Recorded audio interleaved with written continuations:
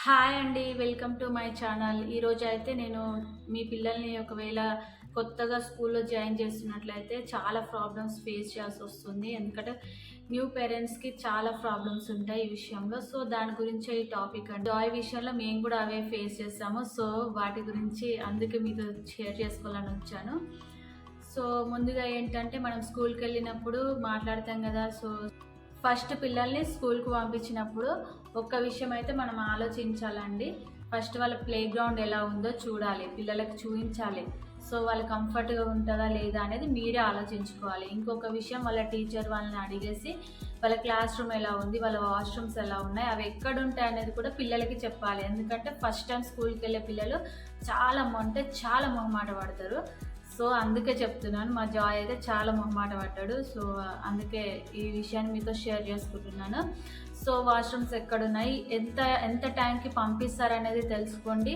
అలాగే మీరు బ్యాగ్ పంపించేటప్పుడు 2 అందులో నిక్కర్లు పంపించండి. అలాగే 2 లేదా 3 డైపర్స్ పంపించండి. ఎందుకంటే ఇప్పుడు వర్షాకాలము, చలికాలంలో పిల్లలు ఎక్కువగా పోస్తుంటారు కదా!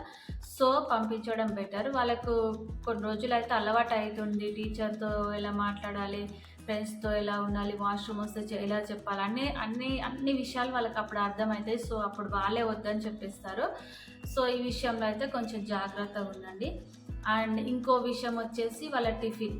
స్నాక్స్ తీసుకెళ్తారు కదా పిల్లలు. సో, స్నాక్స్ విషయంలో కూడా కొంచెం జాగ్రత్తగా ఉండండి. ఎక్కువ మంది బిస్కెట్లు, చాక్లెట్లు పిల్లలు ఫస్ట్ టైం వెళ్తున్నారు కదా! కొంచెం అలవాటు పడాలని ఇలాంటివి పంపిస్తుంటారు. సో, అలాంటివి కాకుండా మీరేం చేస్తారంటే వాళ్ళకి డ్రై ఫ్రూట్స్, ఫ్రూట్స్ ఇలాంటి ఫస్టే మనం అలవాటు చేస్తే పెడతాం కదా ఫ్రూట్స్ అయితే. సో, పంపించండి.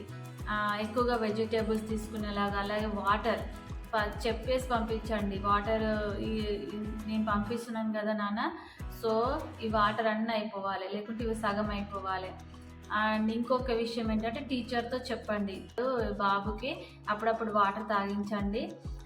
అలాగే వాడు టాయిలెట్ వస్తే కూడా కొంచెం మొహమాట పడుతుంటారు. మీరే కేర్ తీసుకోండి అని కూడా చెప్పండి. వాళ్ళు ఆల్రెడీ తీసుకుంటారు. సో, మనం కూడా చెప్పాలి. అండ్ ఇంకొక విషయం ఒక స్కూల్‌కి పంపించాము. అక్కడ మాకు నచ్చలేదు. వాళ్ళు పట్టించుకున్నట్టుగా అనిపించింది. సో, అందుకనే ఇంకోసారి అలా జరగొద్దని మేము ఇప్పుడు పంపించే స్కూల్‌లో అన్ని కేరింగ్ ఉందా లేదా అని చూసుకొని పంపించాము. అందుకే మీతో ఈ విషయాన్ని షేర్ చేసుకుంటున్నాను. ఇంకొక విషయం వచ్చేసి ఇప్పుడు రెయినీ సీజన్ కాబట్టి వాళ్ళకి ఖచ్చితంగా స్వెటర్ పంపించండి. రెయిన్ కోట్స్, రెయిన్ బూట్స్ అలాంటివి కూడా పంపించండి. అలాగే గొడుగులు పంపించండి. పిల్లలైతే ఖచ్చితంగా నేను వర్షంలో తడవాలని ఉంటుంది వాళ్ళకి.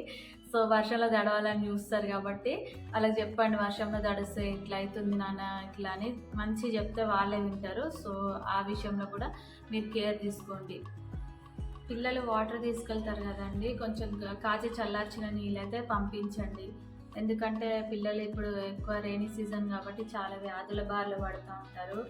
సో, తొందరగా కోల్డ్, ఫీవర్ అలాంటివి అటాక్ చేస్తూ ఉంటాయి కాబట్టి వాటర్ అయితే అలా అయితే మంచిగా పంపించండి. ఫుడ్ విషయంలో కూడా కొంచెం హైజీనిక్ మెయింటైన్ చేయండి. ఎందుకు వాళ్ళకి ఇంకా తినడం అయితే అలవాటు ఉండదు. ఎక్కువగా అయితే స్నాక్ బాక్సే పంపిస్తారండి నర్సరీ వాళ్ళకి. సో, ఇదండి ఈరోజు వీడియో అయితే.